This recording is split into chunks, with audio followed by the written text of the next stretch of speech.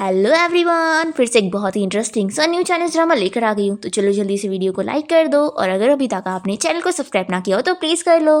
तो ड्रामा की स्टार्टिंग में हम याओ नाम की एक लड़की को देखते हैं जिसका फ्यूनरल चल रहा होता है। वो मर गई होती है पर तभी अचानक से वो हिलने लग जाती है और ये देखकर सभी शॉक हो जाते हैं और डरने लगते हैं। तभी हमें 2019 का एक सीन दिखाते हैं जहाँ पर हम याओ को देखते हैं। उसकी डिलीवरी हो रही होती है और उसका एक बेटा पैदा होता है, पर उसकी स्टेप मॉम उससे उसका बच्चा छीन लेती है और कहती है कि ये बच्चा नाजायज है तो वो इसे फेंक देंगी। और वो याओ को पुश कर देती है और सर में चोट लगने की वजह से याओ बेहोश हो जाती है। और इसकी स्टेप मॉम तो बड़ी खुश हो रही होती है कि अब इस बच्चे को बेचकर उन्हें 1 लाख मिलेंगे। याओ यहाँ पे मर तो जाती है पर उसका वापस से रीबर्थ होता है उस लड़की की बॉडी में जो कि सेम उसकी तरह दिखती है और वो 2024 में मर गई होती है। याओ तो उठते के साथ ही अपने बच्चे की फिक्र कर रही होती है। यहाँ पर सभी लोग तो उसे देख के डर जाते हैं कि वो जिंदा कैसे हो गई।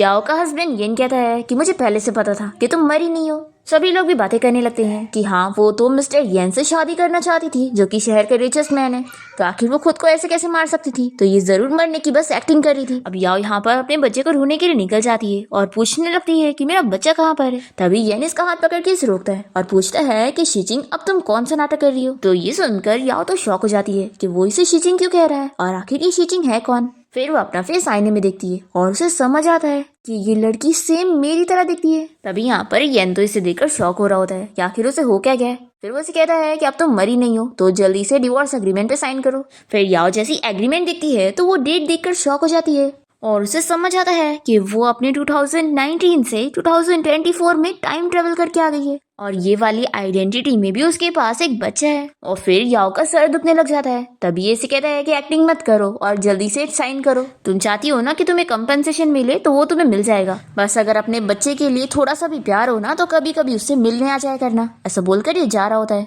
तो याओ इसे कहती है कि मैं इस पर साइन नहीं करने वाली हूँ। चीटर कहीं के, तुम क्या कहीं और अफेयर चला रहे हो। तो ये इसे चिल्लाता है कि अगर तुमने दोबारा मेरे बेटे शाओ को बुली करी तो मैं तुम्हें माफ नहीं करूंगा। तो ये कहती है कि तुम पागल हो गए हो, आखिर मैं एक बच्चे को कैसे बुली कर सकती हूँ। तभी इतने में येन के ग्रैंडपा यहाँ पर उसके बेटे शाओ को लेकर आ जाते हैं और वो बहुत ही गुस्से में होते हैं और उस डिवोर्स एग्रीमेंट को फाड़ के उसे चिल्लाते हैं कि तुम्हारे डिवोर्स लेने की वजह से ही शीचिंग इतनी नाराज थी कि उसने अपने आप को मारने की कोशिश की और तुम अभी भी डिवोर्स लेने की बात कर रहे हो। मुझे सच में तुम पर बहुत गुस्सा आ रही है।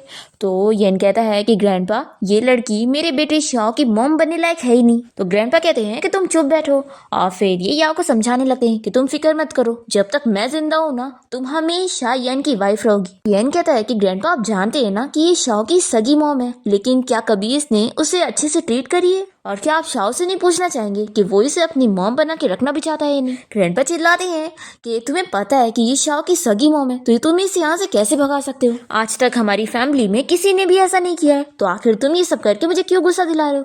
और फिर ये बोल के ग्रैंडपा बहुत ही बीमार होने लग जाते हैं। तो येन जल्दी से एम्बुलेंस को कॉल करने जा रहा होता है। तभी ग्रैंडपा उसे रोकते हैं और कहते हैं कि अगर तुम डिवोर्स नहीं लोगे तो मैं ऐसे ही ठीक हो जाऊंगा, पर येन इसके लिए नहीं मान रहा होता है। तभी ग्रैंडपा कहते हैं कि उस साल किसी ने तुम्हें ड्रग दे दिया था और तुम गू विलेज चले गए थे और वहां पर अगर शीचिंग तुम्हारी हेल्प ना करती तो आज तुम जिंदा नहीं होते, और इसने तुम्हें शाओ जैसा प्यारा बेटा भी पैदा करके दिए, तो भी क्या तुम इतने अनग्रेटफुल बनोगे। इसने तुम्हारी जान बचाई, तुम ये कैसे भूल सकते हो। येन कहता है कि ग्रैंडपा मुझे तो इसी पे शक है, क्या पता ये उन लोगों के साथ मिली हुई होगी जो मुझे मारना चाहते थे, नहीं तो इतना बड़ा कोइंसिडेंस कैसे हुआ कि ये वहां पर थी। और वैसे भी इतने सालों से इसका हस्बैंड बनकर मैंने अपनी रिस्पॉन्सिबिलिटी निभा चुका हूँ, पर अब मुझसे और नहीं होगा। तो ग्रैंडपा गुस्से में अपने आप को मारने की कोशिश करते हैं, कहते हैं कि अगर तुमने दोबारा डिवोर्स का नाम लिया तो आज ही मैं मर जाऊंगा। तो येन जल्दी से अपने ग्रैंडपा को रोकता है और कहता है कि ठीक है मैं आपसे प्रॉमिस करता हूँ कि मैं डिवोर्स नहीं ले रहा हूँ। और फिर ये याओ से कहता है, फिर येन याओ से कहता है कि ठीक है मैं तुम्हें दोबारा चांस दे रहा हूँ, तो अब तुम शाओ की अच्छी मॉम बन के रहना। तो याओ कहती है कि ग्रैंडपा आपको येन को फोर्स करने की जरूरत नहीं है, हम दोनों ही खुशी से अलग हो जाएंगे तो इसमें क्या बुरा है। तो ग्रैंडपा याओ को समझाते हैं कि तुम किसी की भी फिक्र मत करो, मैं हूं ना, मैं तुम्हारे साथ गलत नहीं होने दूंगा। फिर याओ इस बच्चे को देखकर सोचती है कि अगर मेरा बच्चा आज जिंदा होता तो वो भी इतना ही बड़ा हो चुका होता। और फिर ये उसे कहने लगती है कि शाओ डरो मत, मम्मी के पास आओ। तो वो दूर हो रहा होता है और कहता है कि नहीं मुझे आपके पास नहीं आना, तभी ये इसके हाथ में वो रेड वाला बर्थ मार्क देख लेती है और फिर वो याद करती है कि उसका बेटा जब पैदा हुआ था तो उसके हाथ पे भी ऐसे ही बर्थ मार्क था। अब यहाँ पर शाओ तो ग्रैंडपा के साथ खेलने के लिए चला जाता है और फिर याओ सोचने लगती है कि आखिर ये बच्चा मुझसे इतना क्यों डर रहा है। फिर याओ शीचिंग के रूम में आ जाती है और सोचती है कि मेरे माइंड में इस लड़की शीचिंग की कोई भी मेमोरी नहीं है और मेरा जो हस्बैंड और बेटा है वो दोनों मुझसे नफरत करते हैं, तो मुझे कोई ना कोई रास्ता निकालना होगा यहाँ से भागने का। और फिर ये ड्रॉर खोलकर कुछ चीजें ढूंढने लग जाती है और तभी इसे यहाँ पर एक मोबाइल फोन और कुछ प्रॉपर्टी डॉक्यूमेंट मिलते हैं। ये देखकर ये बहुत ज्यादा शॉक हो जाती है कि इस लड़की के नाम पर तो इतनी सारी प्रॉपर्टी है, सच में ये तो एक रिच वुमेन है। फिर ये अकाउंट चेक करके भी बहुत शॉक हो जाती है कि इतने सारे पैसे। या तो कोशिश जाती है कि अब ये लड़की इतनी रिच है तो मैं इसके पैसे यूज करके अपने बेटे को ढूंढूंगी। अब तभी याओ एक न्यूज देखती है जो कि किसी एक्टर हान की न्यूज होती है कि हान की मॉम काफी बीमार है तो वो फाइनेंशियली बहुत ही परेशान है। फिर ये न्यूज देखकर याओ सोचने लगती है कि हान उसका बहुत ही अच्छा फ्रेंड है जिसने उसकी कई बार हेल्प किया है और एक बार तो उसने उसे जल्दी से हॉस्पिटल लेकर आया था जब उसका एक बार मिसकैरेज होने वाला था। याओ सोचती है कि हान ने मेरी इतनी बार हेल्प की है तो अब मेरे पास पैसे आ गए तो मैं भी उसकी हेल्प कर सकती हूँ। अब तभी इतने में याओ को कुछ आवाज आती है और वो जाकर देखती है कि 2 मेड्स यहाँ पर शाओ के मुंह में खाना ठूस रही होती है। तो ये देखकर याओ ने चिल्लाती है कि आखिर तुम लोग उसके मुंह में क्यों डाल रहे हो जब वो खुद खा सकता है।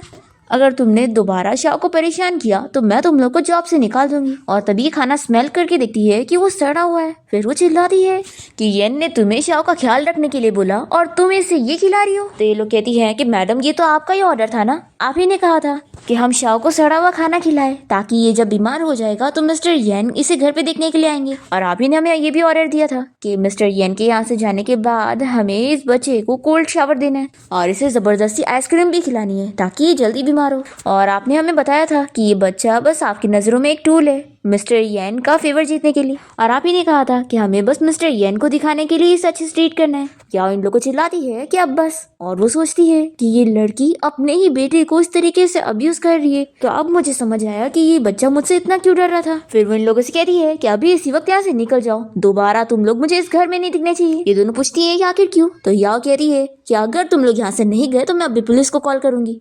फिर ये दोनों मेड डर के यहाँ से भाग जाती है और याओ सोच लेती है कि शीचिंग ने इस बच्चे को माँ का प्यार नहीं दी तो क्या हुआ, मैं इसे दूंगी। और फिर ये इस बच्चे से कहने लगती है कि शाओ सुनो, अब तक मॉम की गलती थी लेकिन अब मॉम बदल रही है और वो तुम्हारे साथ कभी गलत नहीं होने देगी। तभी इतने में शाओ बहुत बीमार होने लगता है और बेहोश हो जाता है। फिर याओ जल्दी से एम्बुलेंस को कॉल करती है और यहाँ का एड्रेस बताती है और फिर ये जल्दी से येन को कॉल करके भी बता देती है कि शाओ बीमार हो गया है इसलिए मैं उसे जल्दी से हॉस्पिटल लेके जा रही हूँ। तो वैसे चिल्लाता है कि शीचिंग अब तुम कौन सा नाटक कर रही हो, पिछली बारी तुमने शाओ को कितना टॉर्चर करी थी तो तुम्हें क्या लगता है कि मैं यकीन करूंगा कि तुम शाओ के लिए हेल्प की कॉल करोगी। पर फिर वो तो कॉल कट कर देती है और शाओ को जल्दी से उठा के हॉस्पिटल ले जाने के लिए निकलती है। फिर येन भी परेशान हो जाता है और अपनी मीटिंग कैंसिल करके हॉस्पिटल जाने के लिए निकलता है। फिर हॉस्पिटल में हम देखते हैं कि शाओ का ट्रीटमेंट करने के बाद डॉक्टर याओ को चिल्लाता है कि तुम कैसी मॉम हो जो अपने बच्चे का ठीक से ख्याल भी नहीं रख रही हो।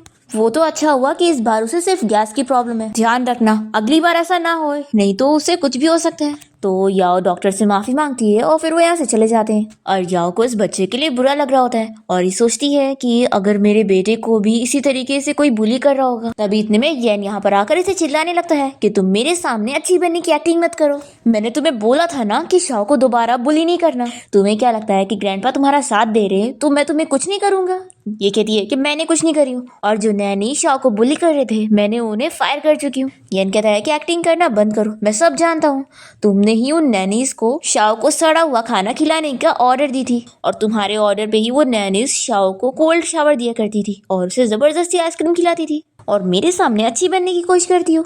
तुम्हें क्या लगता है मुझे कभी ये सब पता नहीं लगेगा। या कहती है कि तुम फिक्र मत करो, अब से मैं तुम्हें कभी प्लीज करने की कोशिश नहीं करूंगी और ना कोई स्टूपिड हरकत करके शाओ को परेशान करूंगी, बल्कि फ्यूचर में उसका बहुत ही अच्छे से ख्याल रखूंगी। तो ये कहता है कि तुम ये सब एक्टिंग किसी और को दिखाना। या कहती है कि मैं कसम खाती हूँ कि मैं सच कह रही हूँ, अगर तुम्हें यकीन ना हो तो सीसीटीवी लगा लेना और अगर कभी दोबारा तुम्हें दिखे कि मैंने शाओ को बुली करी तो तुम जो चाहे वो मेरे साथ कर लेना। तभी इतने में शाओ नींद में कहने लग जाता है कि मम्मी प्लीज मुझे छोड़कर कहीं मत जाओ। तो ये उसकी फिक्र करने लगती है और कहती है कि तुम फिक्र मत करो, मॉम कहीं नहीं जा रही है। और फिर ये जल्दी से कपड़ा लाकर उसके सर पे लगाने लगती है और फिर ये सोच लेती है कि ये बच्चा बहुत ही बेचारा है इसलिए मैं यहीं पर ही रुक कर इसका ख्याल रखूंगी और फिर मैं येन से बात करके अपने बेटे को ढूंढूंगी। तभी इसे कहता है कि मुझे दिखाने के लिए ये सब एक्टिंग करना बंद करो, तुम इतनी अच्छी नहीं हो। अब तभी इतने में याओ इंजेक्शन पे हाथ लगा देती है तो शाओ को पेन होता है तो ये से चिल्लाता है और कहता है कि शाओ का ख्याल नर्स रख लेगी। याओ कहती है कि नहीं, मुझे किसी और पे भरोसा नहीं है कि वो लोग शाओ का ख्याल रख पाएंगे। तो ये चिल्ला कर कहता है कि मुझे तो तुम पर भरोसा नहीं है कि तुम शाओ का ख्याल रख पाओगी। तो ये कसम खाने लगती है कि मैं शाओ का ख्याल रख लूंगी। तो येन कहता है कि तुम हर रोज बस झूठी कसम खाती हो। तभी इतने में शाओ फिर से मम्मी मम्मी कहने लगता है। तो ये देखकर येन मान जाता है कि ठीक है, मैं लास्ट बारी तुम पे ट्रस्ट कर रहा हूँ और मुझे कुछ काम है तो मैं अपने कंपनी जा रहा हूँ। अगर मेरी जरूरत होगी तो मुझे कॉल कर लेना। ये बोलकर ये जैसे वार्ड के बाहर आता है तो अपने गार्ड्स को ऑर्डर दे देता है कि उसके ऊपर नजर रखे रहना और मुझे बताते रहना कि वो क्या कर रही है। फिर हम देखते हैं कि बच्चे का ख्याल रखते हुए याओ यहीं पर ही बैठे बैठे सो जाती है। जैसे ही शाओ की नींद खुलती है तो वो इसे देखने लग जाता है। तभी याओ उठ जाती है और पूछती है कि कहीं तुम्हें पेन तो नहीं फील हो रहा है। तो ये दूसरी तरफ फेस कर लेता है और उसे बात भी नहीं करता। ये पूछने लगती है कि क्या तुम्हें भूख लगी है, मैं तुम्हारे लिए ब्रेकफास्ट खरीद के लेकर आती हूँ। तो ये बता देता है कि उससे ब्रेकफास्ट में क्या खाना है। ये सुनकर याओ खुश हो जाती है कि मैं भी तुम्हारे लिए खरीद के लाती हूँ। और फिर उसके यहाँ से जाते ही शाओ सब याद करने लगता है कि कैसे वो उसे भागते हुए हॉस्पिटल ले जाने के लिए निकली थी और रात भर भी उसकी केयर कर रही थी। ये सब उसे याद होता है। तभी हम हॉस्पिटल में हान को देखते हैं जो कि नर्स से कह रहा होता है कि मैं जल्दी हॉस्पिटल बिल भर दूंगा, प्लीज आप मेरी मॉम का ट्रीटमेंट मत रखो। तो नर्स बताती है कि आपकी मॉम की बिल ऐसे ही 1 लाख से ज्यादा हो चुकी है, इसलिए जब तक आप पैसे नहीं भरते तब तक उनकी ट्रीटमेंट नहीं होगी। तभी याओ यहाँ पर हान को देख लेती है और हान नर्स को बना रहा होता है कि मैं एक एक्टर हूँ, बस मुझे थोड़ा सा टाइम दे दो, मैं पैसे कमाकर आपको दे दूंगा। पर नर्स नहीं मान रही होती है। इतने में यहाँ पर याओ आ जाती है और कहती है कि मैं इसका बिल भरने के लिए तैयार हूँ, कितने पैसे पे करने। हान इसे देखते के साथ ही पहचान जाता है और कहता है कि याओ तुम तो मर गई थी ना। फिर यहाँ पर हम देखते हैं कि येन शाओ को देखने के लिए हॉस्पिटल आया होता है और वो अपने गार्ड से पूछता है कि वो कब यहाँ से गई। तो गार्ड बताता है कि बॉस वो अभी यहाँ से गई है शाओ के लिए ब्रेकफास्ट खरीदने के लिए और वो तो पूरी रात सोई भी नहीं और शाओ का ख्याल रख रही थी। फिर ये सब जानने के बाद ये अपने बेटे शाओ से पूछता है कि क्या कल रात सच में तुम्हें तुम्हारी मम्मी ने बुली नहीं करी। तो शाओ कहता है कि नहीं डैडी। फिर येन सोचने लगता है कि आखिर अब वो क्या प्लानिंग कर रही है। यहाँ पर येन अपने फ्रेंड हान से कह देती है कि मैंने आंटी का बिल भर दी हूँ। ये बोलकर वो जा रही होती है तो ये कहता है कि याओ क्या ये तुम हो। ये तो बहुत ज्यादा डर जाती है, उससे मना कर देती है। हान बताने लगता है कि मेरी एक फ्रेंड है जो कि सेम तुम्हारी तरह दिखती है। तभी येन यहाँ पर आकर याओ को बताता है कि शाओ को भूख लगी है तो जल्दी उसे ब्रेकफास्ट देने जाओ। तो ये कहती है कि हाँ मैं जा रही हूँ और फिर ये सोचती है कि जरूर हान को मेरे बारे में सब कुछ पता होगा तो मैं कोई मौका देखकर इससे किसी दिन मिलने जाऊंगी और इसे सब पूछूंगी। अब यहाँ पर येन हान से पूछने लगता है कि आखिर मेरी वाइफ तुम्हारी फ्रेंड कैसे बन गई। हान कहता है कि मिस्टर येन आपको गलतफहमी हुई है, एक्चुअली मेरी मॉम को हॉस्पिटल से निकाला जा रहा था तो आपकी वाइफ ने बिल पे करने में हेल्प कर दी, तो मैं आपकी वाइफ के लिए आपको थैंक यू बोलना चाहता हूँ। फिर येन सोच में पड़ जाता है कि वो इतनी अच्छी कब से हो गई जो दूसरों की हेल्प कर रही है। फिर ये जैसे रूम में जाता है तो देखता है कि वो शाओ को खाना खिला रही होती है। फिर ये बताता है कि डॉक्टर ने कहा कि शाओ ठीक है तो हम इसे हॉस्पिटल से डिस्चार्ज करा के घर ले जा सकते हैं। तो ये बहुत ज्यादा खुश हो जाती है और शाओ से कहती है कि लाओ मैं तुम्हारा कपड़ा चेंज कर देती हूँ। और फिर ये उसके हाथ का बर्थ मार्क देखकर येन से पूछने लगती है कि आखिर शाओ को ये चोट का निशान कैसे आया। येन कहता है कि ये बर्थ मार्क है, सच में डिलीवरी होने के बाद से तुमने अपने बेटे पर एक नजर भी नहीं डाली हो, तुम्हें ये पता ही नहीं। फिर ये सुनकर ये सोचती है कि अगर इसकी डिलीवरी हॉस्पिटल में हुई है तो ये मेरा बेटा हो ही नहीं सकता। फिर येन अपने बेटे शाओ को समझाने लगता है कि अगर फ्यूचर में तुम्हारी मॉम तुम्हें सीक्रेटली बुली करेगी तो तुम डैडी को बताना। तो शाओ कहता है कि ठीक है डैडी और फिर येन उसे उठा के यहाँ से लेके जाता है। और याओ सोचती है कि गॉड अगर मेरा बेटा जिंदा हो तो मैं चाहती हूँ कि वो भी शाओ की तरह हो। अब तभी यहाँ याओ को किसी आदमी का कॉल आता है और वही से कहता है कि मिस सू अगर आप नहीं चाहती है कि आपके बेटे के सीक्रेट के बारे में किसी और को पता चले तो आप मुझसे अभी मिलने के लिए बाहर आओ। तो याओ उस बंदे से मिलने के लिए रेस्टोरेंट जाती है और उस आदमी से पूछती है कि तुम कौन हो। तो वो कहता है कि मिस सू आप कितनी जल्दी भूल जाती हैं, 5 साल पहले मैंने ही तो आपको वो बेसहारा बच्चा बेचा था। तो ये कहती है कि आखिर तुम्हारा मतलब क्या है। तो ये बताता है कि आप जानती है कि वो बच्चा मिस्टर येन का सगा बेटा नहीं है। तो ये सुनकर तो याओ शॉक हो जाती है और फिर ये बंदा बताता है कि आपको मिस्टर येन के साथ अपना कनेक्शन बनाना था तो इस वजह से आपने उस बच्चे को मुझसे खरीदा था। तो याओ कहती है कि तुम क्या बकवास कर रहे हो, वो मेरा बच्चा है। तो कहता है कि एक्टिंग करना बंद करो, मेरी सिस्टर ने पर्सनली वो उस बच्चे को मुझे बेची थी और मैंने ही आपको वो बच्चा दिया था। याओ कहती है कि मुझे बिलीव नहीं, मिस्टर येन कोई इडियट थोड़ी ना है जो वो किसी और के बच्चे को पालेगा। तो ये आदमी हंसने लगता है और कहता है कि मिस्सू आप अच्छे से जानती है कि अगर मिस्टर येन को इस बारे में पता लग गया कि वो उनका बच्चा है ही नहीं तो सोचो फिर आपका क्या हाल होगा, क्योंकि आपने उनसे झूठ बोली। तो याओ पूछती है कि तुम्हें क्या चाहिए। तो ये कहता है कि मुझे 20 मिलियन चाहिए। फिर हम देखते हैं कि याओ शाओ का डीएनए टेस्ट करवाने के लिए हॉस्पिटल जाती है फिर इसके बाद हम देखते हैं कि याओ घर आ जाती है और यहाँ पर शाओ से कहता है कि मम्मी मुझे आपके साथ खेलना है। याओ सोचती है कि येन को अगर ये पता लगा कि ये उसका बेटा नहीं है तो क्या ये उससे फिर भी प्यार करेगा। अब तभी इतने में डिलीवरी वाला आ जाता है और इससे डीएनए टेस्ट की रिपोर्ट मिल जाते हैं। ये तो बहुत शौक हो जाती है कि ये शीचिंग तो सच में शाओ की मॉम नहीं है। तभी येन यहाँ घर पे ही होता है और वो इससे पूछने लगता है कि ये क्या है, तो इसे देखकर याओ डर जाती है और रिपोर्ट नीचे गिरा देती है।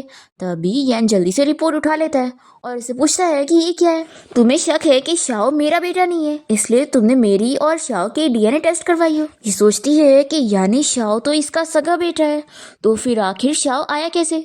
अब येन तो इस पर गुस्सा करने लग जाता है कि आखिर इसका क्या मतलब है, क्या तुमने बाहर और भी अफेयर चला के रखी हो जो तुम्हें पता लगाना पड़ रहा है कि मैं उसका असली डैड हूँ कि नहीं। ये कहती है कि बाहर तुम्हारे इतने सारे दुश्मन हैं इसलिए मैंने पहले से ही डीएनए टेस्ट करवा ली। ये कहता है कि अच्छा मैं अभी मरा नहीं हूँ और तुम्हें लग रहा है कि अगर मैं मर गया तो हमारे बेटे को प्रॉपर्टी कैसे मिलेगी, इसलिए तुम एविडेंस जमा कर रही हो। तो ये कहती है कि हाँ आखिर मैं क्यों नहीं चाहूंगी कि मेरे बेटे को सारी प्रॉपर्टी मिल जाए, मैं बस उसकी फ्यूचर के बारे में सोच रही थी, आखिर इसमें क्या गलत है।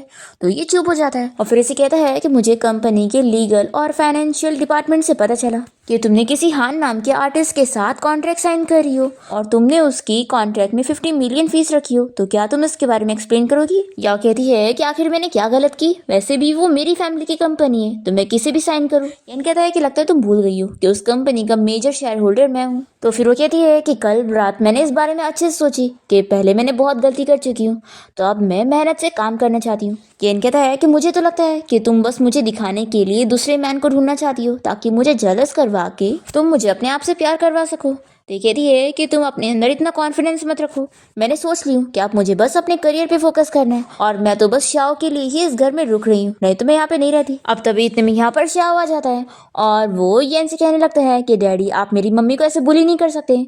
तो ये सुनकर याओ तो खुश हो जाती है और उसे पूछती है कि तुमने मुझे क्या कहा। तो वो कहता है कि मम्मी। तो याओ तो खुश हो जाती है और कहती है कि अच्छा तो मेरा बेटा मुझे प्रोटेक्ट करना चाहता है। फिर वो उसे सुलाने के लिए रूम में ले जाने लगती है और शाओ येन को चिढ़ाते हुए चला जाता है। और फिर ये चीज येन को भी अजीब लग रही होती है कि आखिर वो इतनी बदल कैसे गई, पहले तो बस वो शाओ का यूज करती थी मेरा फेवर जीतने के लिए, अब यहाँ पर वो देखता है कि कैसे वो शाओ को सुला रही है और सोचता है कि लगता है ये सच में बदल गई है। फिर जैसी वो बाहर आती है तो ये इसका वेट कर रहा होता है और कहता है कि मुझे इस बात से अब कोई प्रॉब्लम नहीं है कि तुम किससे साइन कर रही हो, बस मैं इतना चाहता हूँ कि तुम उसके एजेंट नहीं बन सकती। तो याओ पूछती है कि तुम तो मेजर शेयर होल्डर हो ना, तो आखिर एक छोटे से एक्टर के ऊपर इतना क्यों ध्यान दे रहे हो। येन कहता है कि तुमने आज से पहले किसी भी मैन में इतना इंटरेस्ट नहीं लियो, तो मुझे लग रहा है कि कहीं तुम उसके साथ कुछ बुरा ना कर दो। तो याओ कहती है कि नहीं मुझे पता है तुम जेलस हो रहे हो इसलिए ये सब डर रहे हो। येन कहता है कि बिल्कुल नहीं, मुझे तो बस ये डर है कि कहीं तुम मुझे चीट करके मेरी फैमिली की इमेज ना खराब कर दो। याओ इसे सवाल करने लगती है कि हमारी शादी से पहले क्या तुम किसी और लड़की के साथ रिलेशन में थे। तो ये कहता है कि बिल्कुल नहीं, ना शादी के पहले ना शादी के बाद, सिर्फ तुम ही हो मेरी लाइफ में। तो याओ सोचने लगती है कि अगर सच में इसकी लाइफ में शीचिंग के अलावा कोई और लड़की नहीं थी तो आखिर शाओ आया कैसे। तभी इसे पूछता है कि तुम्हें आखिर ऐसा क्या सोच रही हो। याओ इसे समझाती है कि तुम फिक्र मत करो, मैंने ग्रैंडपा से प्रॉमिस करी थी ना कि मैं तुम्हें डिवोर्स नहीं दूंगी, तो फिक्र मत करो मैं तुम्हें चीट भी नहीं करने वाली हूँ। ये कहता है कि ठीक है तुम अपनी बातों पे रहना और वो अपने रूम में चला जाता है। और फिर याओ इस बार में सोचती है कि उस आदमी को जरूर शाओ के बारे में कुछ तो पता है, आखिर उसने ऐसा क्यों बोला था कि उसने ही शाओ को शीचिंग को दिया है। फिर ये उससे मिलने जाती है और वो इसे कहता है कि क्या तुम मुझे पैसे नहीं देना चाहती हो। क्या कहती है कि पैसे तो मैं तुम्हें दे दूंगी लेकिन मेरी कुछ याददाश्त चली गई है तो मुझे तुमसे कुछ सवाल करना है। ये कहता है कि ठीक है पूछो, मुझे वैसे भी पैसों से मतलब है। तो या उससे पहले पूछती है कि हम दोनों के बीच की डील कब शुरू हुई थी, तो वो उसे डेट बताता है। फिर ये कहती है कि तुमने मुझे जिसका बच्चा दिया है उसकी मॉम कहाँ पर है। तो ये बताता है कि वो बच्चा पैदा करते वक्त ही मर गई थी और बच्चे का डैड उसे अफोर्ड नहीं कर सकता था तो वो तो गायब है, और लकीली उस दिन तुम्हें बच्चे की जरूरत थी और तुम विलेज आई हुई थी और फिर तुम्हारा काम हो गया। या सोचती है कि मुझे लगा था कि शायद वो मेरा ही बच्चा है, पर अब पता चल रहा है कि उस बच्चे का तो डैड है तो वो मेरा बेटा हो ही नहीं सकता। येन का कॉल आ जाता है और वो बताता है कि मैंने अभी शाओ को हॉस्पिटल लेके आया हूँ। तो ये सुनकर ये कहती है कि मैं भी वहां पर पहुंचती हूँ और ये जाने वाली होती है तो ये आदमी से चिल्लाता है कि अगर तुम मुझे पैसे नहीं दोगी तो मैं उस मिस्टर येन को जाकर सारा सच बता दूंगा। क्या कहती है कि तुम्हें जो करना है वो कर लो, और फिर वो इसे रिपोर्ट दिखाती है तो ये शॉक हो जाता है कि क्या वो मिस्टर येन का ही बेटा है, ऐसे कैसे हो सकता है, जरूर ये रिपोर्ट फेक होगी। याओ इसे चिल्लाती है कि अगर तुमने मेरे बेटे के बैकग्राउंड के बारे में कुछ भी झूठी रूमर फैलाने की कोशिश की तो अच्छा नहीं होगा, मैं तुम पर केस कर दूंगी। ऐसा बोलकर ये चली जाती है। और फिर ये आदमी सोचने लगता है कि यानी वो लड़की जिस आदमी के साथ अफेयर चला रही थी वो कोई और नहीं मिस्टर यन था, तभी तो वो उसका ही बच्चा है। फिर हम देखते हैं कि ये जल्दी से हॉस्पिटल पहुंचती है और शाओ के पैर में चोट देखकर पूछती है कि आखिर इसे क्या हुआ है। तो यानी से बताता है कि रास्ते में एक पागल औरत मिल गई थी और वो शाओ को किडनैप करने की कोशिश कर रही थी। वो तो अच्छा हुआ असिस्टेंट ने टाइम पर देख लिया। अब यहाँ पे डॉक्टर आकर शाओ की रिपोर्ट बता देता है कि वो ठीक है, बस उसका थोड़ा ख्याल रखना पड़ेगा। फिर ये दोनों शाओ को लेकर यहाँ से निकल रहे होते हैं और तभी लिफ्ट से बाहर आते ही याओ को यहाँ पर हान मिल जाता है। तो वो उसका हाथ पकड़ लेती है और सोचती है कि जरूर हान को मेरे बेटे के बारे में पता होगा। फिर यान इन लोग को साथ देखकर जेलस हो जाता है और बीच में आकर बात करने लगता है। तो याओ इसे समझाती है कि तुम शाओ को लेकर घर जाओ, मुझे भी ज़रूरी काम है। और फिर ये हान को अपने साथ लेके जाने लगती है और कहती है कि मुझे तुमसे कुछ बात करना था। पर यन जाने के लिए मान ही नहीं रहा होता है और वो याओ से कहता है कि तुम अपनी आइडेंटिटी याद रखो। तो कहती है कि मुझे याद है कि मैं सू ग्रुप कंपनी की प्रेसिडेंट हूँ। और फिर ये शाओ को समझाती है कि मॉम का भी कुछ काम करना है तो तुम डैड को लेकर घर जाओ। तो वो तुरंत ही मान जाता है और यन को समझाने लगता है कि डैड आखिर आप मॉम के काम में डिस्टर्ब क्यों कर रहे हैं। यन हान के साथ चली जाती है और फिर यन अपने बेटे शाओ से पूछता है कि ये बस कुछ ही दिनों से तुम्हारे साथ अच्छे से और तुम इतनी जल्दी उसके साइड हो गए। फिर यहाँ पर हम देखते हैं कि हान और याओ साथ में बैठ के बात कर रहे होते हैं और हान इसे थैंक यू बोल रहा होता है कि उसने उसे अपनी कंपनी में काम दे दी। वो कहता है कि मेरी फ्रेंड हमेशा कहती थी कि मैं बहुत ही फेमस एक्टर बनूंगा, लेकिन बस बेचारी अब जिंदा ही नहीं रही, उसका बच्चा भी मर गया और इस बात से वो इतनी अपसेट थी कि उसने अपनी जान ले ली। ये सुनकर याओ शॉक हो जाती है और कहती है कि ऐसा कैसे हो सकता है, आखिर वो खुद की जान क्यों लेगी। ये कहता है कि मैं सच कह रहा हूँ, उसकी स्टेप मदर ने अपनी आंखों से देखी है। तभी यहाँ पे नजर रखने के लिए यन शाओ के साथ आ जाता है और शाओ इसे कहने लगता है कि डैडी आप बिल्कुल सही नहीं कर रहे, अगर आप मॉम की बात नहीं मानेंगे तो वो आपको बिल्कुल एक्ट नहीं करने वाली है। यन इसे समझाता है कि अगर तुम्हारी मॉम को कोई और मैन लेकर चला गया ना तो वो तुम्हें छोड़कर चली जाएंगी। तो ये कहता है कि ऐसा नहीं हो सकता, मॉम मुझसे बहुत प्यार करती है तो वो तो मुझे अपने साथ ही लेके जाएंगी। तो यन कहता है कि हाँ तुम सही कह रहे हो। फिर यहाँ पर हान क्या उसे पूछने लगता है कि आखिर तुम्हें क्या हुआ है। क्या कहती है कि कुछ नहीं, मुझे बस तुम्हारे फ्रेंड के लिए बहुत ही बुरा लग रहा था, सच में उसके और उसके बेटे के साथ बहुत ही बुरा हुआ। फिर ये कहता है कि मुझे तुम एकदम मेरी फ्रेंड की तरह लगती हो, सच में उस दिन अगर मैं अपनी फ्रेंड के साथ होता तो आज मैं उसके साथ ये सब नहीं होने देता। तो कहती है कि आप पुरानी बातों को लेकर अपसेट में तो जो होना था वो हो गया। इन लोग को ऐसे बातें करते हुए देखकर ये अपने बेटे शाओ से पूछता है क्या वो दोनों सच में काम के बारे में बात कर रहे हैं। तो शाओ कहता है कि डैडी आप तो वैसे भी मॉम से डिवोर्स लेना चाहती थी ना, तो आखिर आप इतने नर्वस क्यों हो रहे हो। ये कहता है कि तुम्हारी मॉम मेरे साथ मैरिज में है तो वो मेरी वाइफ है। तभी यहाँ पर याओ आ जाती है और पूछती है कि आखिर तुम दोनों यहाँ पर क्या कर रहे हो। तो येन बहाना बना लेता है कि शाओ को भूख लगी थी इसलिए मैं उसे यहाँ पर लेकर आया हूँ। ये कहती है कि शाओ सॉरी मैं भूल गई थी, चलो मैं तुम्हें घर चल के कुछ अच्छा सा बना देती हूँ। येन कहता है कि मुझे वापस से तुम्हें याद तो नहीं दिलाना पड़ेगा ना कि मैं मेजर शेयर होल्डर हूँ, इसलिए तुम मेरी कंपनी के आर्टिस्ट को ऐसे अगर बाहर लाओगी तो मुझे अच्छा नहीं लगेगा कि कॉन्ट्रैक्ट के टाइम पर उसका कोई स्कैंडल हो रहा है। तो यह कहती है कि ये कौन सी बात हुई, एक्टर अगर किसी को डेट ना करे तो ये थोड़ी ना चलेगा। और फिर ये शाओ से बताती है कि मैं तो हान की एजेंट बनना चाहती हूँ और बहुत ही फेमस होना चाहती हूँ। ये सुनकर येन तो बड़ा जेलस हो रहा होता है। फिर घर आने के बाद शाओ इस बारे में अपने ग्रैंडपा को बता देता है कि आज डैड बहुत ही जेलस है। तो ये सुनकर ग्रैंडपा तो खुश जाते हैं और येन से कहते हैं कि अच्छी बात है कि तुम्हें अब शीचिंग से प्यार हो गया, पहले तो तुम हर रोज बस उसे डिवोर्स ही लेना चाहते थे। तो कहता है कि ग्रैंडपा मैं बस आपकी वजह से डिवोर्स नहीं ले रहा हूँ। और फिर याओ से कहता है कि तुम ऐसे देख क्या रही हो, दिन में तो तुम किसी और मैन के साथ फ्लर्ट कर रही थी, अगर तुमने ऐसा वापस करी तो मैं तुमसे डिवोर्स ले लूंगा। याओ कहती है कि क्लियर बात करो, मैं बस काम करने गई थी। तो येन कहता है कि अच्छा तुम काम के नाम पे बस दूसरे मैन के साथ फ्लर्ट कर रही थी। तो ग्रैंडपा से चिल्लाते हैं कि तुम्हें शीचिंग को उसके करियर में सपोर्ट करना चाहिए। तो ये कहता है कि ग्रैंडपा इतने सारे करियर ऑप्शन है पर आखिर इसने यही वाला क्यों चुनी है, मुझे तो लगता है इसके कुछ और इंटेंशन है। याओ सोचती है कि हाँ मेरे कुछ और इंटेंशन तो है ही, मैं बस अपने बच्चे को ढूंढना चाहती हूँ। ग्रैंडपा येन को समझाते हैं कि तुम बस शीचिंग के प्यार में जेलस हो चुके हो और कुछ भी नहीं।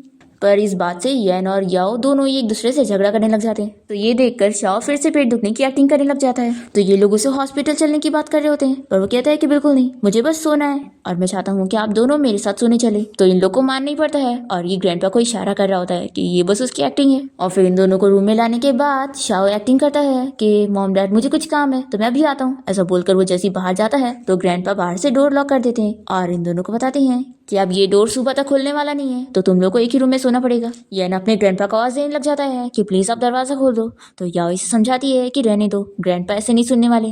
और फिर ये बेड पर चली जाती है और कहती है कि ठीक है, मैं बेड पर सो जाऊंगी और तुम जमीन पर सो जाओ। ये शौक होकर कहता है कि तुम मुझे जमीन पर सोने के लिए कह रही हो। तो कहती है कि तो क्या, और फिर वो इसके लिए नीचे ब्लैंकेट भी बिछा कर दे देती है और उसे अच्छे से कवर कर देती है। तो येन इसकी ये ट्रिक देखकर पूछता है कि आखिर तुम्हें ये कैसे आया। तो ये बताती है कि मैं बचपन में ऐसी किया करती थी। येन शौक होता है कि तुम्हारी फैमिली तो इतनी रिच थी तो तुम्हें जमीन पर सोना क्यों पड़ा। तो याओ को बहाना बनाना पड़ता है कि मैं ऊपर से गिर जाया करती थी ना, इसलिए मैं सेफ्टी के लिए जमीन पर सोती थी।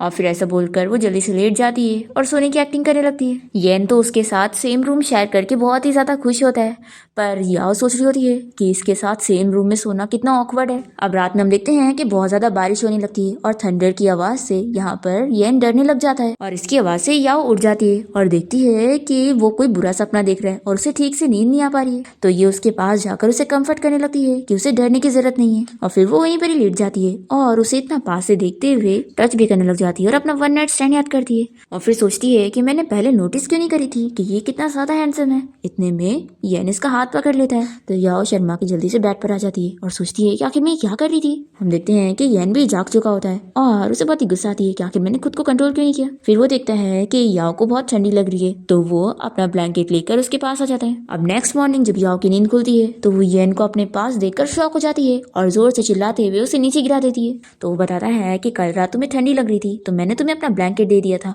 और फिर तुमने मुझे जाने नहीं दी। ये कहती है कि ऐसा हो ही नहीं सकता, सच में तुम बहुत बड़े परवर्ट हो। तो ये इससे अपने आप को टच करवाता है और कहता है कि कल रात परवर्ट कौन था ये तो सबको पता है। तो या कहती है कि अच्छा तो तुम एक्टिंग कर रहे थे। येन कहता है कि ऐसा नहीं है, मैं उल्टा तुम्हारी इस हरकत की वजह से जाग गया था, लेकिन लगता है कल रात कुछ हुआ नहीं इसलिए तुम बहुत ही डिसअपॉइंटेड हो। कोई बात नहीं, अभी भी लेट नहीं हुई है। ऐसा बोलकर वो उसे किस करने जा रहा होता है, पर इतने में शाओ और ग्रैंडपा दरवाजा खोल देते हैं और इन लोगों को ऐसे देखकर ग्रैंडपा जल्दी से शाओ की आंखें बंद कर लेते हैं और कहते हैं कि तुम लोग अपना कंटिन्यू रखो। फिर ग्रैंडपा शाओ को समझाते हैं कि जल्द ही तुम्हारे भाई और बहन आने वाले हैं और फिर वो उसे लेकर चले जाते हैं। यहाँ पर येन और याओ भी बहुत ही शर्मा जाते हैं और एक दूसरे से कहते हैं कि हमें अब ब्रेकफास्ट करने जाना चाहिए। फिर हम देखते हैं कि याओ कंपनी आ जाती है और हान की एजेंट बन जाती है। वो इससे कहता है कि मेरा डेटिंग शो में पार्टिसिपेट करना सही नहीं होगा ना। तो ये इसे समझाने लगती है कि वैरायटी शो में जो डेटिंग होता है वो फेक होता है, तो तुम्हें बस एक्टिंग करना है। तभी हान यहाँ पर आ जाता है और इन दोनों को ऐसे देखकर जेलस होते हुए आवाज करता है। याओ शॉक होकर पूछती है कि तुम यहाँ पर क्या कर रहे हो। तो याओ बताता है कि मैं इस शो का इन्वेस्टर हूँ तो मैं यहाँ पर क्यों नहीं हो सकता। फिर डायरेक्टर भी बताने लगता है कि मिस्टर येन ने हमारे शो में 20 मिलियन इन्वेस्ट करे। अब यहाँ पर हान येन को थैंक यू बोलने लगता है और कहता है कि मिस्टर येन आपकी वजह से ही मेरी मॉम की इलाज बहुत ही अच्छे से चल रही है। मुझे अभी भी याद है कि आपने जो चैरिटी करे थे उसकी वजह से एम्बुलेंस मेरे विलेज तक टाइम पर पहुंचा था और आपकी हेल्प की वजह से ही मैं अपनी फ्रेंड की जान बचा पाया था। ये सुनकर याओ तो खुश हो जाती है कि येन की तरफ से वो एम्बुलेंस था और उसकी वजह से उसकी जान बची है। अब यहाँ पर हान अपने फोटोशूट के लिए चला जाता है और फिर याओ येन से पूछती है कि तुम तो मेरे काम करने के अगेंस्ट थे ना, तो तुम यहाँ पर क्यों आ गए। ये कहता है कि मैं इस कंपनी का मेजर शेयर होल्डर हूँ तो मैं इन्वेस्टमेंट क्यों नहीं कर सकता हूँ। याओ पूछती है कि क्या तुमने सच में सिर्फ इसी रीजन की वजह से इन्वेस्टमेंट कर रहे हो, कोई और रीजन नहीं। ये कहता है कि तुम्हें क्या लग रहा है मैंने तुम्हारी वजह से किया था। क्या कहती है कि मैं बस यही डर रही थी कि तुम्हारे कोई और इंटेंशंस ना हो क्योंकि मैं हुई इतनी ब्यूटीफुल। ये कहता है कि हाँ मैं सच में तुम्हारे लिए फीलिंग्स रख सकता हूँ। तो इसे समझाती है कि मेजर शेयर होल्डर तुम्हें मुझे अपनी ब्यूटी से सेड्यूस करने की जरूरत नहीं है, मैं बस यहाँ पर काम करना चाहती हूँ। और फिर ऐसा बोलकर ये जल्दी से चली जाती है और अपने आप को समझाने लगती है कि मेरा बस अभी एक ही मिशन है कि मुझे बहुत ज्यादा फेमस होना है ताकि मैं अपने बेटे को ढूंढ सकूँ। और फिर वो उसे देखने लग जाती है। जैसे ये इसकी तरफ देखता है तो डर के भाग जाती है। ये सोचता है कि आखिर ये मुझसे इतना क्यों डर रही है, मैं इतना डरावना लगता हूँ। फिर ये थोड़ा प्रैक्टिस करने लग जाता है कि वो उसे कैसे इंप्रेस करने की कोशिश करेगा। फिर इसे इसकी ग्रैंडपा की कॉल आती है और वो इसे बताते हैं कि जल्दी घर पे आओ, कुछ हो गया है। जब येन घर आता है तो उसे पता लगता है कि उसके ग्रैंडपा ने उसे बस झूठ बोले थे। वो उसे तैयार होने के लिए बोलते हैं ताकि वो याओ को इम्प्रेस करने जाए। येन भी अपने ग्रैंडपा की बात मान जाता है और अच्छे से रेडी हो जाता है और सोच लगता है कि हाँ ये फ्लावर्स उसे पसंद आएंगे। तो ग्रैंडपा तो बहुत ही खुश हो जाते हैं कि अब तुम्हें अक्ल आ गई, ये अच्छी बात है। अब तभी कोई डोरबेल बजाता है और शाओ सोचता है कि मम्मी आ गई है तो वो जल्दी से दरवाजा खोलने जाता है, पर यहाँ पर तो वो बंदा आया होता है जो कि याओ को पैसे के लिए ब्लैकमेल कर रहा था। उसने अपने साथ एक लड़की लाया होता है जो कि शाओ को पकड़ते के साथ ही उसे अपना बेटा कहने लगती है। शाओ बहुत ज्यादा डर जाता है और चिल्लाने लगता है। इतने में उसके डैड और ग्रैंडपा आ जाते हैं और ग्रैंडपा कहते हैं कि आखिर तुम लोग कौन हो और हमारे शाओ को चोरी करने की कोशिश क्यों कर रहे थे। तो ये लड़की डीएनए टेस्ट रिपोर्ट दिखाती है और बताती है कि शाओ मेरा सगा बेटा है। सुन के ग्रैंडपा शॉक हो जाते हैं, पर शाओ कहने लगता है कि आप एक झूठी हो, आप मेरी मॉम नहीं हो। और फिर येन भी कह देता है कि तुम लोगों को क्या लगा था कि झूठी डीएनए टेस्ट रिपोर्ट दिखाओगे तो हम लोग तुम्हारे झूठ पर यकीन कर लेंगे।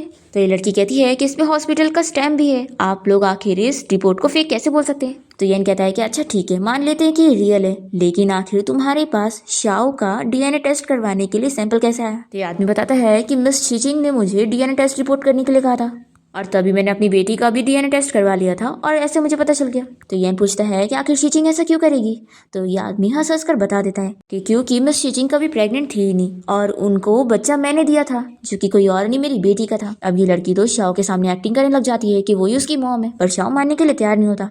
फिर ग्रैंडपा यन को समझाते हैं कि इस मैटर को हैंडल करो और मुझे एक एक्सप्लेनेशन देना, और ग्रैंडपा अपने साथ शाओ को ऐसे लेकर चले जाते हैं। फिर ये लड़की यन को बताने लगती है कि 5 साल पहले मैंने ही गो विलेज में तुम्हारी जान बचाई थी और तुमने मुझे ये नेकलेस देकर गए थे। तो ये कहता है कि हाँ ये मेरा है, लेकिन इससे ये प्रूव नहीं होता कि तुम ही वो लड़की हो। तुम लोगों ने क्या मुझे इडियट समझा हुआ है कि मैं बस एक नेकलेस के दम पर तुम्हें अपनी वाइफ बना लूंगा? तो ये आदमी और ये लड़की दोनों मिलकर एक्टिंग करने लगते हैं और येन को चिल्लाने लगते हैं कि आखिर वो उनकी बेटी को कैसे धोखा दे सकता है। वो कहते हैं कि 5 साल पहले जब इसने तुम्हारे बेटे को जन्म दी थी तो तुम्हारे बारे में कुछ पता ही नहीं था, इसलिए मैंने उसे अपनी बेटी से दूर कर दिया। पर मेरी बेटी अपने बच्चे के बिना नहीं रह पा रही है, इसलिए वो यहाँ पर आई है। ये लड़की येन से कहती है कि मैं यहाँ पर पैसों के लिए नहीं आई हूँ, बस अपने बेटे को देखने आई हूँ। पर येन इन लोग की बात पर बिल्कुल बिलीव नहीं करता है और इन लोगों से कहता है कि तुम लोग अब यहाँ से निकल जाओ। तभी इतने में याओ घर आ जाती है और इसे देखकर ये लड़की एक्टिंग करने लगती है और कहती है कि मेरे बेटे शाओ को मुझे वापस दे दो और तुम फिक्र मत करो, मैं तुम्हारी इस घर की वाइफ की पोजीशन नहीं लेने वाली हूँ।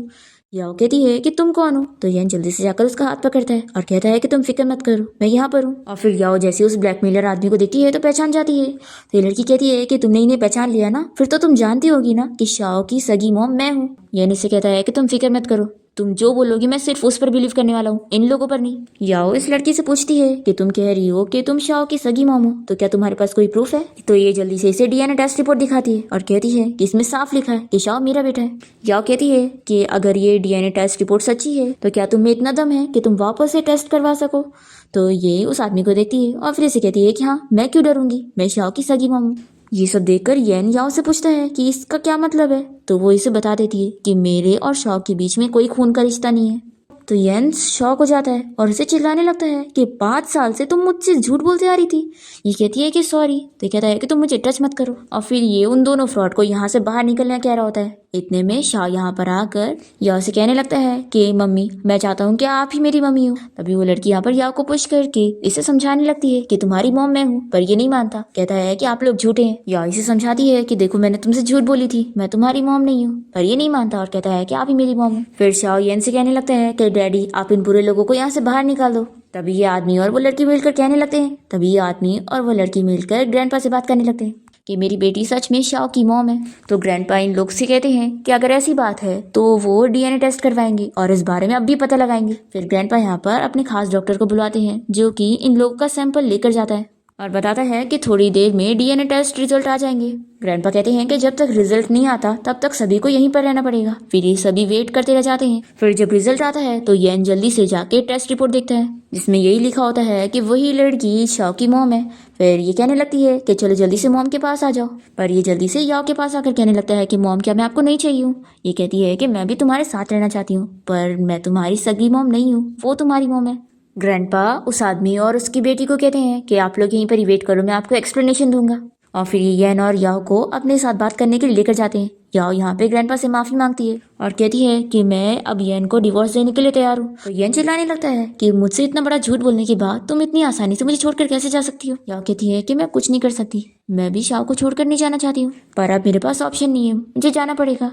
ग्रैंडपा से कहते हैं कि आखिर तुम हमें इतना बड़ा धोखा कैसे दे सकती हो? तो कहती है कि मुझे भी पास्ट के बारे में बहुत सी चीजें याद नहीं है। फिर येन अपने ग्रैंडपा को समझाता है कि आप काम डाउन हो जाओ, इस मैटर को मैं हैंडल कर लूंगा, आप मेरे साथ चलो और रेस्ट करो। और फिर येन अपने ग्रैंडपा के साथ चला जाता है और याओ बहुत ही अपसेट होती है और अपने आप को समझाती है कि शाओ अब अपनी असली मॉम के पास है। फिर ये लास्ट बारी शाओ से मिलने जाती है जो कि सो रहा होता है और ये अपने आप को समझाती है कि मुझे जाना होगा, मुझे अपने बेटे को ढूंढना है। फिर नेक्स्ट मॉर्निंग जब शाओ की नींद खुलती है तो वो डिवोर्स अग्रीमेंट देखकर रोने लग जाता है और कहता है कि डैडी की आप मम्मी कभी वापस नहीं आएगी और आप दोनों कभी एक नहीं होंगे। तो ये नीचे समझाता है कि ऐसा नहीं होगा, मैं तुम्हारी मम्मी को वापस लेकर आऊंगा। ऐसा बोलकर ये डिवोर्स अग्रीमेंट फाड़ देता है। अब तभी इतने में वही लड़की लिन यहाँ पर आ जाती है और शाओ को समझाने की एक्टिंग करते हुए वो यहाँ पर येन को टच करने की कोशिश करती है। तो वो कहता है कि मैं तुम्हारी चाल अच्छे से जानता हूँ और फिर वो इसे अपने साथ लेकर जाता है और 5 मिलियन का चेक देकर कहने लगता है कि तुमने मेरी हेल्प की थी ना, तो इसे लो और जाओ यहाँ से। तो ये इसके चेक वापस कर देती है और कहती है कि मुझे पैसे नहीं चाहिए, मुझे बस शाओ के साथ रहना है। तो कहता है कि तुम्हारी चालाकी मेरे सामने नहीं चलने वाली है,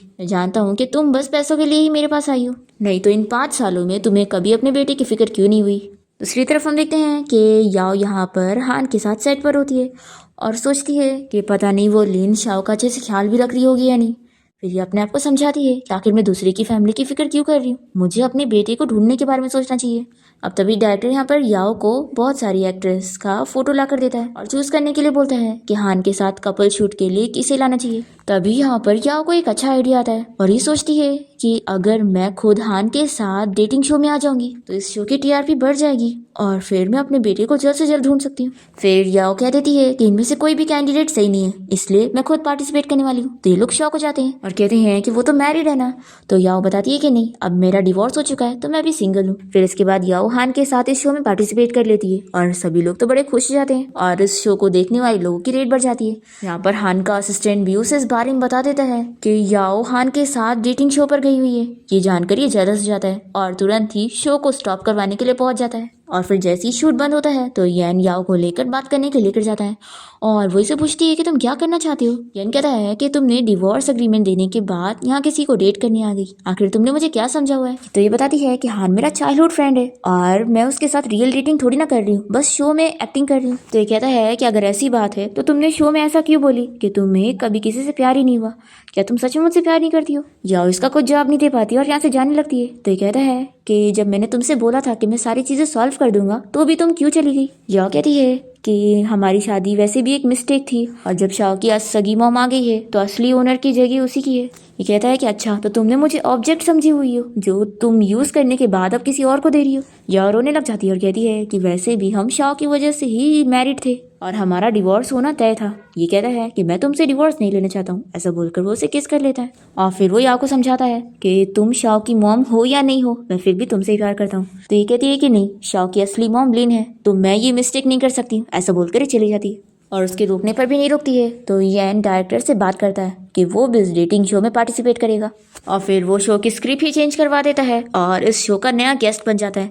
जब याओ इसे देखती है तो शॉक हो जाती है और डायरेक्टर उसे बताता है कि उसे अब अच्छे से एक्टिंग करनी होगी और उसे एक गेस्ट की तरह ट्रीट करना होगा। येन कहती है कि आखिर मैं ऐसी एक्टिंग कैसे करूंगी, वैसे भी ये मेरा एक्स हस्बैंड था। पर ये लोग समझाते हैं कि एक्टिंग तो उसे करनी पड़ेगी। ये सी कहती है आखिर तुम शाओ को छोड़कर क्यों आ गए, उसका ख्याल रखने की जरूरत है। येन कहता है कि अच्छा तो तुम्हें याद है कि शाओ का किसी को ख्याल रखने की जरूरत है, फिर भी तुम बिना कुछ बोले आ गई, तुम्हें पता है वो कितना ज्यादा रोया था तुम्हारे लिए। याओ कहती है कि तुम उसके डैड हो ना, तो तुम्हें उसे समझाना चाहिए और उसका ख्याल रखना चाहिए। येन कहता है कि मैं उसका डैड हूँ तभी तो मेरा और उसका कॉमन गोल है कि हमें तुम्हें घर लाना है, इसलिए मैं तुम्हें लिए बिना यहाँ से नहीं जाने वाला हूँ। तो ये चिल्लाने लगती है कि आखिर तुम लिन के भरोसे उसे कैसे छोड़कर आ सकते हो। ये कहता है कि तुम फिक्र मत करो, नैनी उसका ख्याल रख लेगी। फिर यहाँ पर हम देखते हैं कि ये लोग शूटिंग में लगे होते हैं और दूसरी तरफ लिन यहाँ पे ग्रैंडपा को अपने जाल में फंसाने की कोशिश कर रही होती है ताकि वो उस पर बिलीव कर ले कि वो एक अच्छी लड़की है। पर तभी लिन के डैड सुन लेते हैं कि ग्रैंडपा को भी उस पर पूरा बिलीव नहीं है, इसलिए वो उसे समझाते हैं कि तुम्हें अब येन के पास जाना चाहिए और उसे फंसाने की कोशिश करनी चाहिए। फिर जैसे ही लिन यहाँ पर सेट पर पहुंच जाती है तो येन उसे बात करने के लिए जाता है और उसे चिल्लाता है कि आखिर वो यहाँ पर क्या कर रही है और उसे बोलता है कि वो तो शाओ के लिए आई है ना, तो उसे यहाँ पर आने की क्या जरूरत थी। यानी से काफी चिल्लाकर यहाँ से चला जाता है और हम देखते हैं कि लिन के डैड ये सारी चीज का वीडियो बना लेते हैं ताकि ये लोग इस तरीके से येन का रेपुटेशन खराब करके फायदा उठा सके। लिन से बात करने के बाद येन जैसी शूट के लिए आता है तो याओ इसे सुनाने लगती है कि किसी की वाइफ भी यहाँ पर आ गई है फिर भी वो यहाँ से जा नहीं रहा है। तो ये डायरेक्टर को बोलकर आज की शूट यहीं पर स्टॉप करने के लिए बोलता है और फिर याओ से कहता है कि मैंने लिन से बात कर लिया हूँ और उसकी प्रॉब्लम सॉल्व कर दिया हूँ, तो भी तुम ऐसे क्यों कर रही हो। याओ से कहती है कि मैं ऐसे टाइप की नहीं हूँ जो दूसरों की खुशियों को लूँ। येन कहता है कि 5 साल से तुम ही मेरे साथ थी और मैंने सिर्फ तुमसे प्यार किया हूँ, तो तुम किसी और की खुशियों को नहीं छीन रही हो। ऐसा बोलकर वो उसे किस करता है तो वो इसे दूर करती है और सोचती है कि ये मुझसे नहीं बल्कि शीचिंग से प्यार करता है। फिर ये इसे कह देती है कि मैं शीचिंग नहीं हूँ, मैं याओ हूँ। पर येन को इसकी बात से कुछ समझ नहीं आता है। फिर यहाँ पर येन का जो वीडियो होता है वो इंटरनेट पे अपलोड हो चुका होता है और सभी लोग उसकी बुराई करने लग जाते हैं। फिर येन भी ये वीडियो देखता है तो वो तुरंत ही इस प्रॉब्लम को सॉल्व करने के लिए जाता है। हम देखते हैं कि लिन और उसके डैड यहाँ पर बात कर रहे होते हैं और हान इन लोग की बातें सुन लेता है और रिकॉर्ड भी कर लेता है कि ये लोग बस येन को फंसाने की कोशिश कर। ये लोग बातें कर रहे होते हैं कि ये लोग बस येन को फंसाने के लिए सब कर रहे हैं। फिर हम देखते हैं कि लिन और उसके डैड प्रेस कॉन्फ्रेंस में येन की बुराई करने के लिए आते हैं। हान ने पहले ही याओ और येन को इस बारे में बता दिया होता है और वो लोग डीएनए टेस्ट रिपोर्ट लेकर पहुंच जाते हैं और इन दोनों की असलियत सभी को बता देते हैं कि ये लोग बस झूठ बोल रहे हैं और डीएनए टेस्ट रिपोर्ट फेक थी, ये शाओ की मॉम है ही नहीं। फिर ये प्रॉब्लम सॉल्व हो जाती है और सारे रिपोर्टर भी यहाँ से चले जाते हैं और तभी याओ को कॉल आती है कि उसका बेटा मिल गया है। फिर वो एक लेडी के घर जाती है जो कि उसे एक बच्चे से मिलवाती है और बताती है कि यही उसका बेटा है और उसके पास बर्थ मार्क भी है। येन भी इसके साथ आया होता है और क्योंकि उसे पता लग गया है कि ये अपने बेटे को ढूंढ रही है, यहाँ पर वो पहचान जाता है कि ये कोई बर्थ मार्क रियल नहीं है और वो बता देता है कि ये बस निशान है। फिर ये जानने के बाद ये उस लेडी को चिल्लाती है कि वो अपनी बेटी को चोट कैसे पहुंचा सकती है। तो ये लेडी बताती है कि जब शो में उसने ये एडवर्टाइजमेंट देखी थी कि उसके बेटे को ढूंढने पर इतने सारे पैसे मिलेंगे, तो इसलिए उसने पैसों के नाम पर फेक एक्टिंग करी अपने बेटे को उसका बेटा बनाने की। याओ इसे समझाती है कि अपने बेटे का आप ख्याल रखना। फिर येन यहाँ पर याओ को समझाता है कि तुम अपने बेटे को ढूंढ रही हो ना, फिक्र मत करो, मैं तुम्हारी हेल्प करूंगा। फिर इसके बाद दोनों यहाँ से होटल जाते हैं और याओ इसे अपनी पूरी स्टोरी बता देती है कि वो शीचिंग नहीं है और जब फ्यूनरल वाला डे था उस दिन वो रिबॉर्न हुई थी। ये उसे सब बताती है कि कैसे उसके स्टेप मदर उसे मार के उसका बच्चा लेकर चली गई थी, इसलिए ही वो रिबॉर्न होने के बाद से अपने बेटे को ही ढूंढ रही थी। और उसने शो का यूज इसलिए की क्योंकि शो फेमस होगा तो वो एडवर्टाइजमेंट के जरिए अपने बेटे को ढूंढ पाएगी। येन कहता है कि तुम फिक्र मत करो, मैं तुम्हारे बेटे को ढूंढने में हेल्प करूंगा, चाहे जो हो जाए। फिर वो यहाँ रूम से बाहर चला जाता है और कार में बैठा रहता है। याओ यहाँ पर येन के बारे में सोच रही होती है और येन यहाँ पर याओ के बारे में सोच रहा होता है। फिर ऐसे ही सुबह हो जाती है और ये जैसी रूम से बाहर निकलती है तो दिखती है कि येन यहीं पर ही है। फिर वो इसे हक कर लेता है और अपनी फीलिंग्स के बारे में बताता है कि वो शीचिंग को नहीं बल्कि उसे लाइक करता है, क्योंकि जब से वो रिबॉर्न हुई थी उसके बाद ही से वो उसे चेंज नजर आई थी और वो शाओ का भी इतना ख्याल रखती थी, इसलिए वो उसे लाइक करने लग गया। वो इसे समझाता है कि तुम किसी भी बात की फिक्र मत करो, मैं सब ठीक करूंगा। फिर ये दोनों जब घर आते हैं तो शाओ इसे देखकर खुश हो जाता है कि उसकी मम्मी फाइनली वापस आ गई। शाओ के गले में एक नेकलेस देखकर याओ पहचान जाती है और पूछती है कि ये तुम्हारे पास कैसे आया। तो ये कहता है कि मुझे सोफे पर मिला था। फिर याओ इस नेकलेस के बारे में येन को बताती है कि ये उसी बंदे का है जिसकी उसने विलेज में हेल्प की थी, जिसे किसी ने ड्रग दिया हुआ था। तो यहाँ पर येन उसे बताता है कि एक बार वो ही विलेज गया हुआ था। फिर ये दोनों को समझ आता है कि ये दोनों ने ही एक दूसरे के साथ नाइट स्पेंड किए थे और ये नेकलेस येन का ही है। फिर दोनों ही बहुत ज्यादा खुश जाते हैं कि शाओ असल में इन दोनों का ही बेटा है। पर याओ फिर भी ये कंफर्म करने के लिए डीएनए टेस्ट करवाती है और टेस्ट रिपोर्ट में कंफर्म आता है कि यही दोनों उसके मॉम डैड हैं। फिर दोनों ही बहुत ज्यादा हैप्पी होते हैं और फाइनली दोनों की वेडिंग हो जाती है और इसी के साथ ही इस ड्रामा की हैप्पी एंडिंग होती है।